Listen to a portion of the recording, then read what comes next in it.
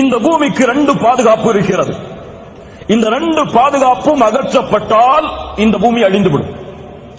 அதில் முதல் பாதுகாப்பு எம்மை விட்டு சென்று விட்டது.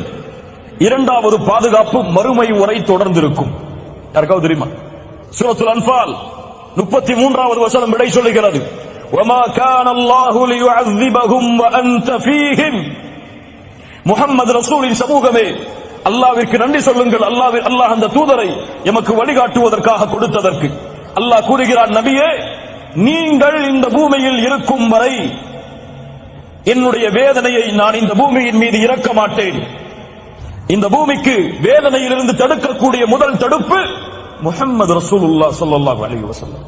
நீங்கள் இருக்கும் வரை அவர்களை நான் வேதனை செய்ய மாட்டேன். இரண்டாவது, வமா கான அல்லாஹு முஅذிபஹும் வஹும் யஸ்தக்ஃபிரூன். அல்லாஹ்விடத்திலே பாவ மன்னிப்பை கேட்டுக் கொண்டிருக்கும் வரையும் அவர்களை நாம் வேதனை செய்ய மாட்டோம்.